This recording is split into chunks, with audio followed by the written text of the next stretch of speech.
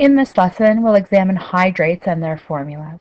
Hydrates are ionic compounds that contain water, and the water is loosely bound to the ionic crystal lattice. It can easily be evaporated by gently heating. An example of a hydrate are Epsom salts, which are added to baths to relieve muscle soreness. And the formula for Epsom salts is MgSO4 7H2O. The chemical name for this is magnesium sulfate heptahydrate. As you'll see in the formula, there is a dot in the formula, and what this is showing is that it is a hydrate, and it's also representing the fact that the water is adsorbed onto the surface or is loosely held to the surface. It's not strongly bonded with an ionic bond or a covalent bond. Now, when we study hydrates, we're going to do two different things, and these are both applications of topics that we've studied already.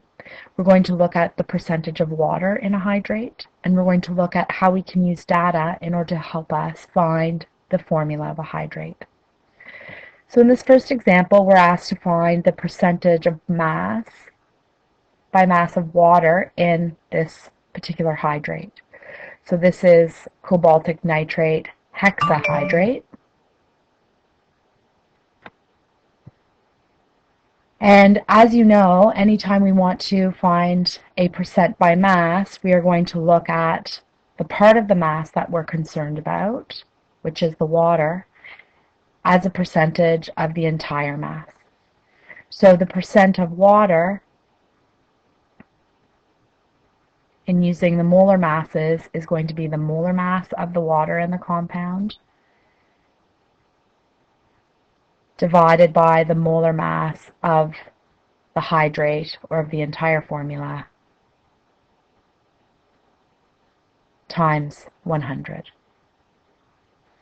Now we need to be really careful when we are finding the molar mass of the hydrate and of the water, taking into account all of the subscripts.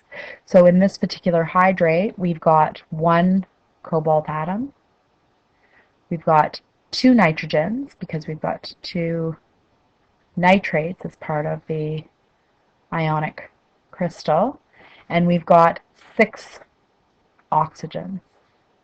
Now, when I'm finding the molar mass of a hydrate, I like to find the water as a separate entity. So we have in this ionic crystal 6 water molecules. So when I'm finding the molar mass, I'm going to take 6 times the H2O. This is going to help me in the long run because I will need the total molar mass of the water for figuring out the percentage as well. Okay, so to find the molar mass of the hydrate, I need to take each of these individual molar masses and add them all up. And what you will find that you are left with is 291.07 grams per mole. The portion of this total hydrate molar mass that is water is 6 times that of H2O, which is 18.02. So 6 times 18.02,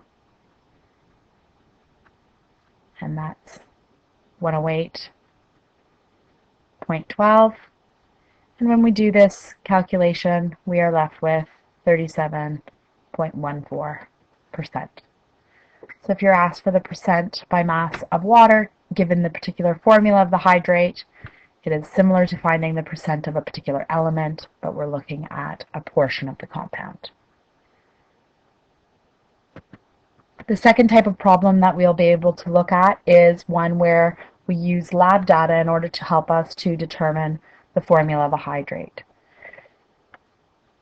When you study a hydrate in the lab, what you're going to do is you're going to drive off the water. So you're going to start with a certain amount of the hydrate and you're going to heat it up to remove the water. It will simply evaporate and you'll be left with an anhydrous ionic crystal or an ionic compound without any water.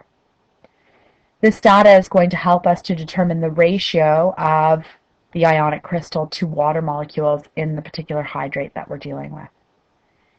In this example, we're starting with 2.191 grams of our hydrate, and upon heating we are left with 1.110 grams of the anhydrous calcium chloride.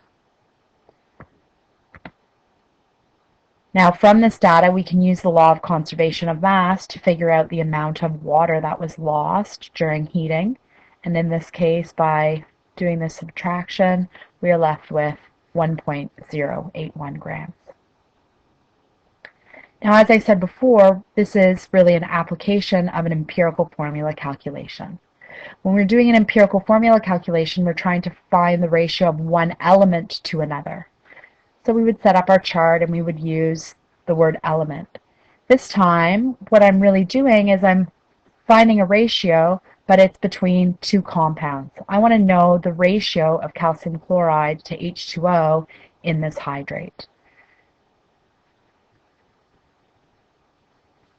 The setup is going to be the same. I have the mass ratio of calcium chloride to water from this given data. So for every 1.110 grams of calcium chloride, I have 1.081 grams of water. And from this, I can find the moles of each of these compounds. So I'm going to divide by the molar mass. The difference here being that instead of dividing by the molar mass of the element, I'm going to divide by the molar mass of the compound. So here I'm going to divide by the molar mass of calcium chloride, which is 110.98, and I'm left with 0.01001 moles. For water, the molar mass of water is 18.02. Upon dividing 1.081 by the molar mass of water, we are left with 0.05998. Again, the strategy from this stage is to divide by the smallest number of moles in order to be left with a 1 to X ratio. And we get a 1 to 5.998 ratio, which can be rounded to a 1 to 6 ratio. So in the hydrate, the ratio of calcium chloride to water is 1 to 6. So I can use that information to write the formula for the hydrate.